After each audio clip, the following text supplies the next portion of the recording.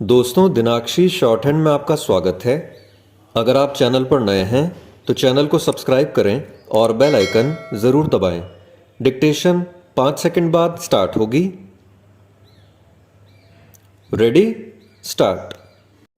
प्रवर्तन निदेशालय यानी ईडी की ओर से नेशनल हेराल्ड मामले में सोनिया गांधी और राहुल गांधी को पूछताछ के लिए तलब करने पर कांग्रेस का आग बबूला होना स्वाभाविक है।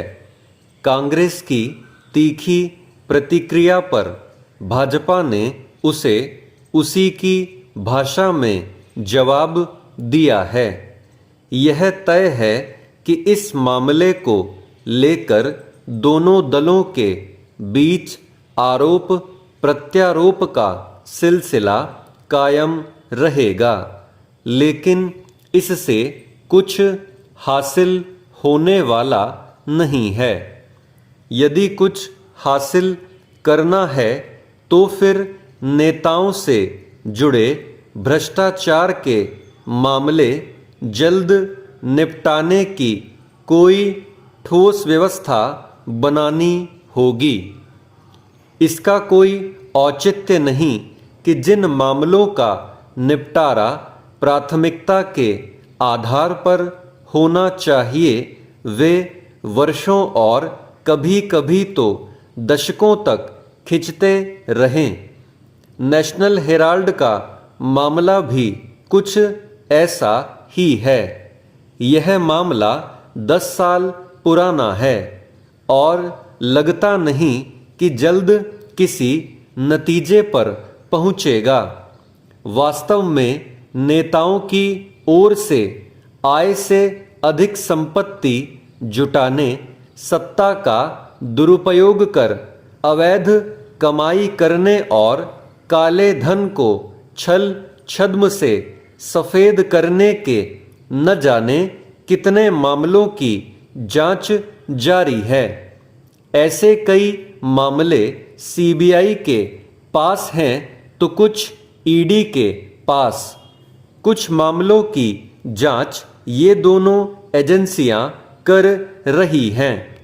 नेशनल हेराल्ड मामले का सच जो भी हो, यह किसी से छिपा नहीं कि तमाम नेताओं के लिए राजनीति धन कमाने का जरिया बन गई है। यह ठीक है कि कुछ नेताओं पर लगे भ्रष्टाचार के आरोप सही साबित हुए हैं और अदालतों की ओर से उन्हें सजा भी सुनाई गई है, लेकिन उनके तमाम मामले ऐसे हैं जिनका जल्द निपटारा होता नहीं दिखता। कुछ मामलों की जांच लंबी खिंच रही है तो कुछ की सुनवाई का सिलसिला खत्म होने का नाम नहीं ले रहा है।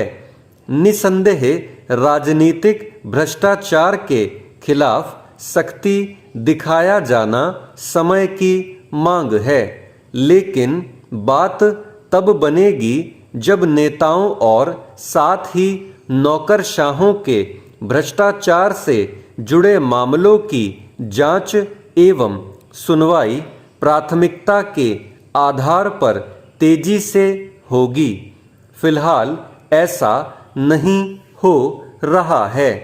इसके चलते भ्रष्टाचार के गंभीर आरोपों से घिरे नेता न केवल राजनीति में सक्रिय हैं, बल्कि यह कहकर जनता की हमदर्दी पाने की कोशिश भी करते रहते हैं कि उन्हें झूठे आरोपों में फंसाया गया है।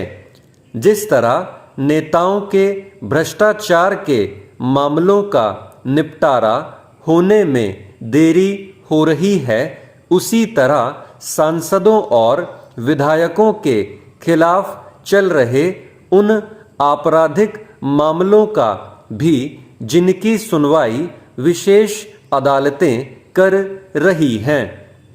एक आंकड़े के अनुसार सांसदों, विधायकों और विधान परिषद सदस्यों के खिलाफ कुल 4,984 मामले लंबित हैं। स्पष्ट है कि जांच एजेंसियों के साथ अदालतों को सक्रियता दिखाने की जरूरत है। चेंज। बैंक डकैती और लूट की घटनाओं में शामिल अपराधियों का अलग से डोजियर खोलने का निर्देश देकर बिहार सरकार ने सख्ती का संदेश दिया है। यह सिर्फ संदेश ही न रहे, धरातल पर भी सख्ती दिखे। पुलिस की पकड़ ढीली होने का ही परिणाम है कि सूबे में आए दिन हत्या, लूट और बैंक डकैती जैसी घटनाएं हो रही हैं। इस पर अंकुश के लिए निश्चित रूप से पुलिस को सक्रियता और सख्ती बढ़ानी होगी। अपराध की घटनाओं में वृद्धि होने से न सिर्फ पुलिस की कार्यशैली सवालों के घेरे में है, बल्कि सरकार की भी बदनामी होती है। यही कारण है कि पुलिस मुख्यालय ने लुटेरों की सूची बनाने के साथ ही उनकी गिरफ्तारी सुनिश्चित करने को कहा है। दरअसल जब तक अपराधी पुलिस से बचते रहेंगे, तब तक अपराध पर नियंत्रण मुश्किल होगा। अपराधियों में पुलिस का डर जरूरी है। उनको काबू में करने के लिए पुलिस को अपनी हनक दिखानी ही होगी। अभी पिछले दिनों अररिया, सीवान और गया में जहां बैंक लूट की बड़ी घटनाएं हुई, वहीं पूर्वी चंपारण के चकिया में स्वर्ण व्यवसायी के यहां से करीब 3 करोड़ की डकैती कर ली गई। इन घटनाओं में पुलिस के हाथ अब तक खाली ही हैं। कहने की जरूरत नहीं कि पुलिस को अपनी कार्यशैली में बदलाव करना होगा। बैंकों की सुरक्षा सुनिश्चित करने के लिए पुलिस के साथ साथ बैंक प्रबंधन को भी सतर्कता बढ़ानी होगी। अक्सर देखा जाता है कि ग्रामीण इलाकों में स्थित बैंकों को 1-2 सुरक्षा कर्मियों के भरोसे छोड़ दिया जाता है। आमतौर पर लूट की घटनाएं ऐसे बैंकों में ही अधिक होती हैं। इन बैंकों को विशेष सुरक्षा मुहैया करानी होगी। यह कहने की जरूरत नहीं कि जिस समय बैंक में भीड़ कम होती है, उसी समय अपराधी धमकते हैं। ऐसे समय पुलिस की मौजूदगी जरूरी है। पुलिस मुख्यालय ने भी अपने अधीनस्थों को औचक निरीक्षण का निर्देश दिया है। ग्रामीण इलाकों में चोरी की घटनाएं बढ़ी हैं। एटीएम काटकर रुपयों की चोरी की घटनाएं भी बढ़ी हैं। इसलिए रात में बैंक के साथ एटीएम की सुरक्षा भी बढ़ानी चाहिए। स्टॉप।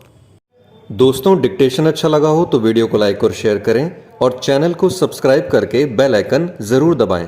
अब आपसे अगली वीडियो में मुलाकात होगी। तब तक के लिए धन्यवाद।